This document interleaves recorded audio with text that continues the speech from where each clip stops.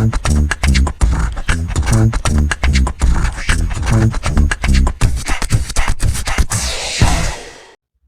welcome to the new video of this channel. आज circles का एक थ्योरम, बहुत इंपॉर्टेंट थ्योरम है, थ्योरम 10.2, उसे आज हम समझेंगे। तो चलिए वीडियो को स्टार्ट करते हैं। पहले तो मैं आपको ये बताना चाहता हूँ कि ये थ्योरम 10.2 है और ये लास्ट एक्सरसाइज इसी पे आधारित है, ठीक है। तो पहले थ्योरम मैं पढ़ लेता हूँ और आपको भी बता दूंगा, उसके साथ साथ मैं आपको समझा भी दूंगा कि क्या थ्योरम का असली मतलब है, एकदम शॉर्ट वर्जन में। तो यहाँ पे बताया गया है कि the lengths of tangents drawn from an external point to a circle are equal. जो लंबाई है टेंजेंट्स की, अगर वो बाहरी एक्सटर्नल मतलब बाहरी कोई पॉइंट से अगर या दो हो, कोई भी टेंजेंट्स ड्रॉ किया गया हो, तो वो सर्कल्स में क्या होते हैं, इक्वल होते हैं। इस पार्ट तक अभी तक अगर आपको समझ में कुछ नहीं आया है, अगले 1-2 मिनट में आपको समझ में आ जाएगा, ठीक है। तो इसके लिए पहले मैं आपको स्क्रीन पे एक सर्कल्स लेके बताता हूँ। ये एक सर्कल है, तो यहाँ पे सेंटर भी होगा। अब मैं कहीं बाहरी एक्सटर्नल पॉइंट बोला है, यहाँ पे देख लो, यहाँ पे एक्सटर्नल पॉइंट बोला है, तो मुझे बाहर कहीं पे पॉइंट लेना पड़ेगा। इंटरनल मतलब सर्कल के अंदर, ऑन दी सर्कल मतलब सर्कल के सर्कमफेरेंस में। तो ये कुछ चीजें आप ध्यान रखिएगा। एक्सटर्नल मतलब बाहर, एकदम सर्कल के बाहर। तो एक्सटर्नल पॉइंट यहाँ पे मैं देख लेता हूँ। मैंने यहाँ पे एक एक्सटर्नल पॉइंट माना है, तो मान लेते हैं कि यहाँ पे कोई एक्सटर्नल पॉइंट है, अभी के लिए मान लेते हैं। अब मैं सेंटर से लेके ये कोई एक दूरी पे है, ठीक है। तो मैं वो दूरी डिफाइन करने के लिए एक लाइन से आपको डिफाइन कर देता हूँ कि इतनी दूरी पे है, एक स्ट्रेट लाइन से। तो ठीक है, तो ये हमारा सेंटर रहा, ठीक है। ये हमारा एक्सटर्नल पॉइंट है यहाँ पे, और ये हमारा सर्कल है। अभी तक फिगर बहुत क्लियर है। अब एक्सटर्नल पॉइंट से अगर हम टेंजेंट्स ड्रॉ करें, तो मान लो मैंने 2 टेंजेंट्स ड्रॉ किए। इस पॉइंट को मैं नाम दे देता हूँ P। सेंटर को एज यूजुअल हम O से डिनोट करेंगे। एक टेंजेंट मैं यहाँ A पे बनाता हूँ, और ये इस लाइन का मतलब है कि ये इनफाइनाइट तक जा सकता है, लेकिन टच कहाँ पे करता है, A पे। तो A पे टेंजेंट बनता है। सिमिलरली यहाँ पे B पे टेंजेंट बनता है, और ये भी कहीं पे भी जा सकता है, या फाइनाइट भी हो सकता है, मतलब यहीं तक हो सकता है लाइन सीमित, या फिर कहीं तक भी जा सकता है, लेकिन उससे हमारा कोई मतलब नहीं है। टच कहाँ करता है, ए पे और बी पे, तो वहां पे पॉइंट ऑफ कॉन्टैक्ट है, वहीं पे टेंजेंट बनता है। अब हमें यहाँ पे क्या बोला गया थ्योरम में कि AP और BP इक्वल होंगे। इस थ्योरम का साफ मतलब है, अगर कोई बाहरी पॉइंट से आप टेंजेंट ड्रॉ करते हैं, 2 टेंजेंट्स ड्रॉ करते हैं, मान लो एक A पे एक B पे, तो वो बाहरी पॉइंट से जहां पे पॉइंट ऑफ कांटेक्ट है A और B, वो इक्वल होंगे। जैसे कि यहाँ पे simply AP will be equal to BP, बस। अब इस थ्योरम, ये थ्योरम है तो ऑब्वियसली इसका प्रूफ भी रहेगा, ठीक है। प्रूफ थ्योरम से भी आसान है, ये आपको जब मैं प्रूफ करा के बताऊंगा तब आपको ज्यादा समझ में आएगा। तो चलिए नेक्स्ट स्लाइड पे चलते हैं। नेक्स्ट स्लाइड पे हम आ चुके हैं। मैं फिगर में फिर से डिनोट कर देता हूँ। ये मैंने P माना था, ये मैंने O माना था, इसे मैंने A और इसे मैंने B माना था। ये फाइनाइट हो सकता है, इनफाइनाइट हो सकता है, इसलिए मैंने एरो ड्रॉ कर दिया था यहाँ पे। अब मुझे यहाँ पे प्रूफ करना है। प्रूफ यहाँ पे मैं 2 मेथड से कर सकता हूँ।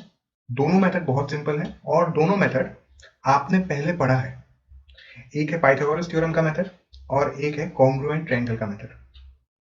बहुत फैमिलियर हो आप लोग इस दोनों मेथड से। मैं कोई भी एक मेथड अपने पसंद से चूज करूंगा। इसमें ऐसा नहीं है कि दोनों में से कोई आसान है कोई हार्ड है। मुझे पर्सनली पाइथागोरस थ्योरम से प्रूफ करने में ज्यादा अच्छा लगा, ज्यादा मैं फेमिलियर हूं उससे। दोनों मेथड को करने से पहले आपको एक चीज दोनों मेथड में कॉमन है। पहले तो ये फिगर ऑब्वियसली आपको सेम फिगर ड्रॉ करना है, नेमिंग चेंजेस हो सकते हैं, कोशिश कीजिएगा सेम टाइप की नेमिंग देने के लिए। और दूसरा जो फर्स्ट स्टेप है कि आपको पॉइंट ऑफ कॉन्टैक्ट से, मतलब A से और B से सेंटर्स को जोड़ना है। तो यहाँ पे सेंटर एक है, पॉइंट ऑफ कॉन्टैक्ट 2 है, तो सेंटर को मैं दोनों पॉइंट ऑफ कॉन्टैक्ट से जोड़ूंगा। मतलब मैं OA ड्रॉ करूंगा और मैं OB ड्रॉ करूंगा, ठीक है। अब ड्रॉ करने के बाद या कंस्ट्रक्शन करने के बाद मुझे फिगर कुछ ऐसा दिखेगा, ठीक है। अब थ्योरम 10.1 पे आते हैं। वहां पे बताया गया था साफ साफ कि ये जो लाइन है O है, ये तो ऑब्वियसली रेडियस है, एक OA भी रेडियस है और OB भी रेडियस है। सो ये आप समझ ही सकते हैं कि here OA is equal to OB. Why? Because they are radius. तो रेडियस है, मैं इसे R से डिनोट कर सकता हूं। लेट R, ठीक है, चलिए बहुत बढ़िया। अब ये R का वैल्यू कुछ भी हो सकता है, वो डिपेंड करेगा सिचुएशन पे, लेकिन इन जनरलाइज वे मैं इसे R से डिनोट कर सकता हूँ। थ्योरम 10.1 में मैंने देखा था कि ये दोनों परपेंडिकुलर होंगे, मतलब OB परपेंडिकुलर होगा BP का, तो ये परपेंडिकुलर, और OA परपेंडिकुलर होगा AB का, तो ये भी परपेंडिकुलर। यहां तक दोनों मेथड में सारी चीज सिमिलर रहता है। उसके बाद एक डाइवर्ज हो जाता है। यहां के बाद आप क्या कर सकते हो, आप पाइथागोरस थ्योरम से प्रूव कर सकते हो, आप कॉन्ग्रुएंसी से प्रूव कर सकते हो। मैं आपको पाइथागोरस थ्योरम से बताऊंगा। तो फर्स्टली आर मैंने डिनोट कर दिया है, ओपी यहाँ पे कॉमन है तो ओपी को भी हम कुछ डिनोट कर देते हैं आसानी के लिए हमारे। तो ओपी को मैं नाम दे देता हूं एल, लेट, ये भी लेट मान लिया मैंने, तो लेट ओपी भी एल, तो ये हमारा हुआ एल। अब मुझे प्रूव करना है क्या कि AP is equal to BP. So to prove AP is equal to BP, ठीक है। दो ट्रायंगल्स हैं तो दोनों ट्रायंगल्स देंगे इन राइट एंगल ट्रायंगल, ये राइट एंगल मैं शॉर्टकट में लिख रहा हूं, right angle triangle O A P and right angle triangle O B P. अब ये आपको पता ही होगा नेमिंग कन्वेंशन की, जहां पे 90 डिग्री रहता है राइट एंगल में, तो वहां वो उस पॉइंट को हम बीच में रखते हैं। तो यहाँ पे ओ में ए में 90 डिग्री बन रहा है, ए में 90 डिग्री बन रहा है तो ए को बीच में मैंने रखा, और बी पे 90 डिग्री बन रहा है तो बी को मैंने बीच में रखा। इसमें कोई कंफ्यूजन नहीं होना चाहिए। और यहाँ पे मैं क्या करता हूँ, by Pythagoras theorem. So by Pythagoras theorem in triangle O A P, ठीक है। अच्छा आप एक बात बताओ, यहाँ पे राइट एंगल अगर ट्रायंगल बनेगा तो हाइपोटेन्यूज कौन सा बनेगा, राइट एंगल का ऑपोजिट वाला लाइन, मतलब एल यहाँ पे हाइपोटेन्यूज बनेगा। तो हाइपोटेन्यूज दोनों में सेम है, ठीक है।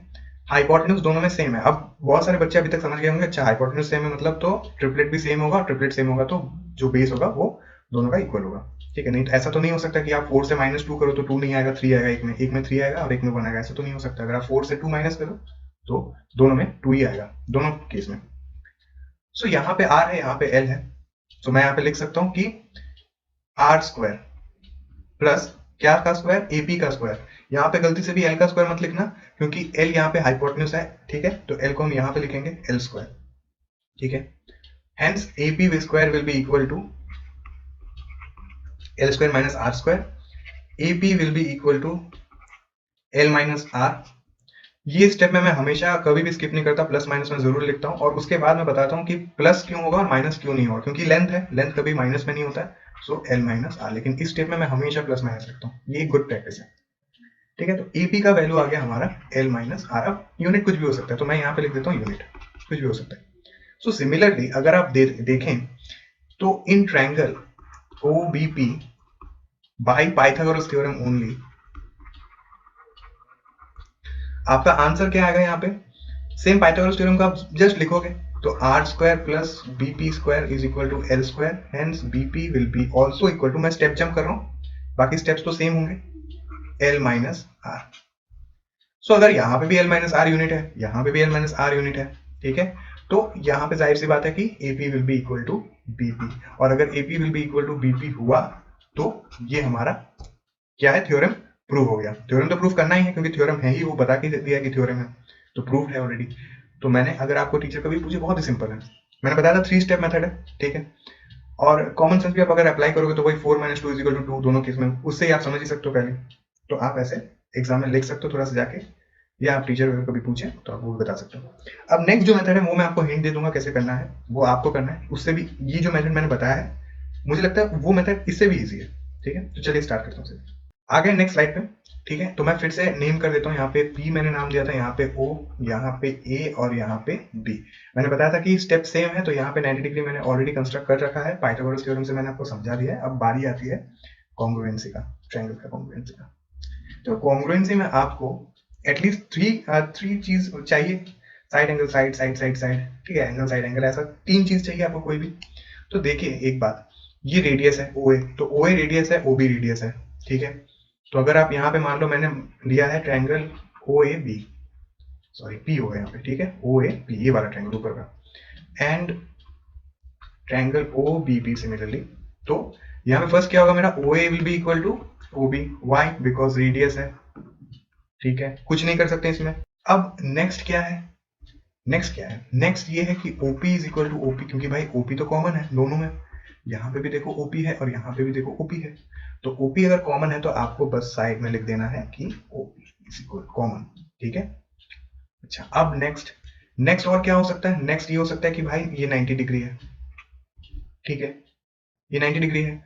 तो अगर ये 90 डिग्री है तो आप लिख सकते हो कि angle OAP is equal to angle OBP, why both are 90 degree. अब यहाँ पे आप एंगल साइड साइड या साइड एंगल साइड ऐसे करके मेंशन करके आप डायरेक्टली लिख लो बोथ आर कॉन्ग्रुएंट। यहाँ पे सिमिलरिटी का कोई चक्कर नहीं, यहाँ पे डायरेक्टली कॉन्ग्रुएंट होगा, ठीक है। और अगर कॉन्ग्रुएंट होगा तो क्या लिख सकते हैं कि since they are congruent then AP will be equal to TP।